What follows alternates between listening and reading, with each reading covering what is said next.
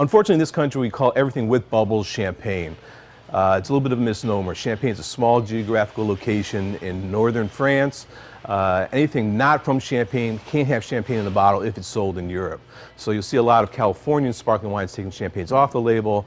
There are different types of bubbles. So if someone comes in asking us, what do you have for inexpensive champagne? That's an oxymoron. Champagnes are expensive. Small production, high demand. And what a segue, we're right in front of the champagnes. Champagne again, northern France, big names that people seem to know that we keep at good prices all the time. One is Moet Chandon. People come and try to pronounce it Moet because it's French.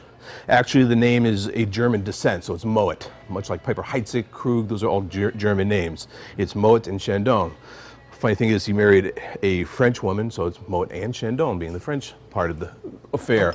But Moet, regular Brut Imperial, which used to be their White Star. We have very popular items such as Veuve Clicquot, one of the bigger, more chic brands. Gift box, $39.98. Probably the best price you're going to find in the state on it. I know that because that's what we bought it for.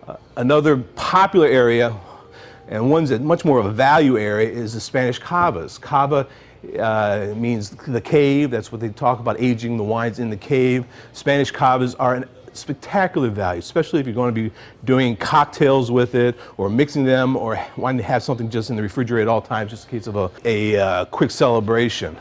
One of my favorites, Segura Viudis. Method Champenoise done in the bottle, aged 2 years on its lees, on aging in the bottle, $7.98 a bottle. This you should have in your refrigerator at all times. This is a party necessity. Other Spanish wines coming very popular right now are Proseccos. Proseccos are great from northern Italy. Proseccos are great to drink because they're much more fruitier style wine. They come from the Venice area, the Veneto region of Italy, and we have quite a few of those to play with. Proseccos are very popular. One that we do very well with, and it's the leader in the category, is Mianetto Prosecco. This is their Brut, a dry version. You can get a sweeter version. It really runs the gamut between dry and sweet. I love this wine.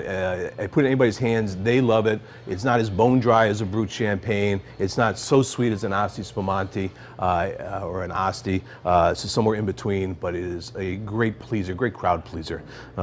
Very good seller for us. Moving down the line, we have 40 feet of sparkling wines here, so it's sort of tough to pick and choose ones that I like the most because it's like asking which child you like the most. I like them all. One of the more popular ones out of Washington State is Domaine Saint-Michel. Domaine Saint-Michel sort of controls the category.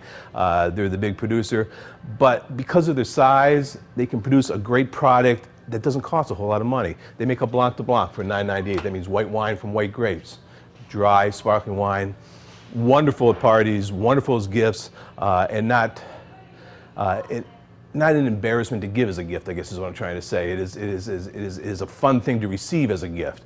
And then we get into more traditional wines like Martini Asti.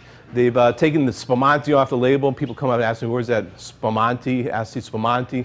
Spumante means sparkling in Italy.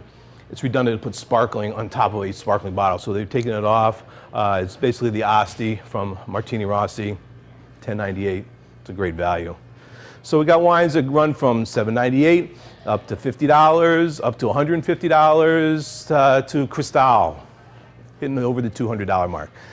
So if you got a need for sparkling wine, it's the place to be. Thank you very much.